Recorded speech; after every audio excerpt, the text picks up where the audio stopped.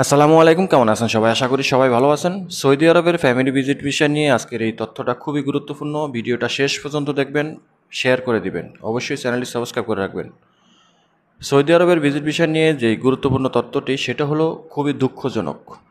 আর সেটা হলো, আমরা পূর্বে দেখেছি যে ফ্যামিলি ভিজিট ভিসা বের করলে 2 মাস পর 3 মাস পর যখন তখন এই ভিসাটা প্রসেসিং করাতে পারতো।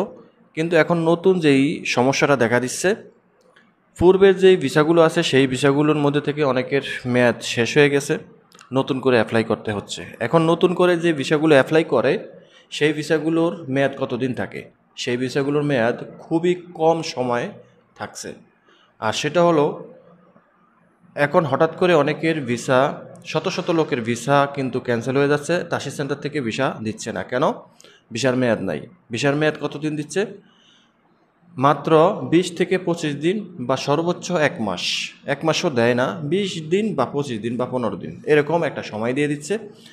পূর্বে ভিসা বের করলে আপনার সেই ভিসাগুলোর একটা মানে ডেট থাকতো, সেটা হলো ভিসা কবে অ্যাপ্লাই করছেন সেটার মেয়াদ থাকতো।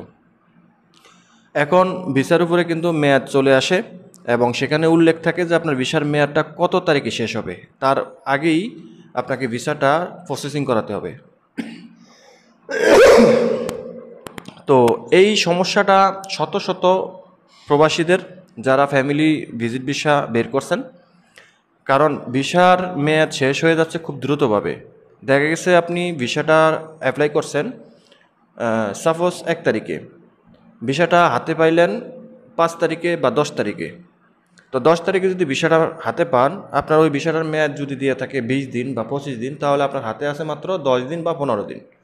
এই 15 দিন বা 10 দিনের মধ্যে আপনাকে যে কাজটা করতে হবে, পুলিশ ক্লিয়ারেন্স তুলতে হবে, তারপরে আপনার ভিসাটা প্রসেসিং করাতে হবে। এতে করে আপনার ভিসার মেয়াদ শেষ হয়ে যায়, যার কারণে অনেকের ভিসা ক্যান্সেল হয়ে দিতেছে বা বাদ হয়ে দিতেছে। তাসির সেন্টার থেকে ভিসা দিতে আসে না। তো এখন আপনি কি করবেন? আপনাকে যেই বিষয়টা জানতে হবে এবং করতে হবে সেটা হলো যে, এখন যেহেতু ফ্যামিলি ভিজিট ভিসার মেয়াদ খুব কম সময় দেয়, 20 দিন 25 দিন বা ধরেন 1 মাস। তো সেক্ষেত্রে আপনাকে যে কাজটা আগে করতে হবে, আপনাকে অবশ্যই পুলিশ ক্লিয়ারেন্স আগে তুলতে হবে। পুলিশ ক্লিয়ারেন্স আগে তুলে তারপরে আপনাকে ভিসার জন্য অ্যাপ্লাই করতে হবে। অন্যথায় আপনি যদি আগে ভিসা উঠান, পরবর্তীতে যদি আপনি পুলিশ ক্লিয়ারেন্স তোলেন, অনেকের দেখা গেছে পুলিশ ক্লিয়ারেন্স 3 দিনে 5 দিনে চলে আসে, আবার অনেকের 1 মাসেও আসে না। কোনো না কোনো একটা সমস্যার কারণে লেট হয়। তো সেই সমস্যাটা সমাধান করতে করতে আপনার এদিকে ভিসার মেয়াদ চলে যাবে। পূর্বে যেরকম আপনি এই আগে ভিসা বের করতেন বা পরবর্তীতে আপনি এই পুলিশ ক্লিয়ারেন্স বাড়ি করলে কোনো অসুবিধা হতো না। এখন কিন্তু আপনি যদি সেটা আগের মতো করেন তাহলে আপনি বিপদে পড়বেন।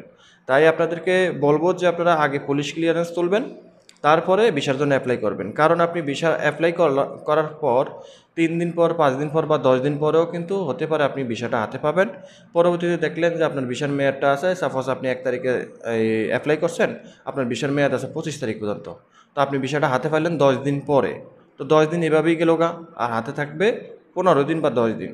তো এই 10 দিন 15 দিনের ভিতরে কি আপনি পুলিশ ক্লিয়ারেন্স তুলতে পারবেন বা আনুষঙ্গিক অন্যান্য কাজগুলো কি আপনি করতে পারবেন?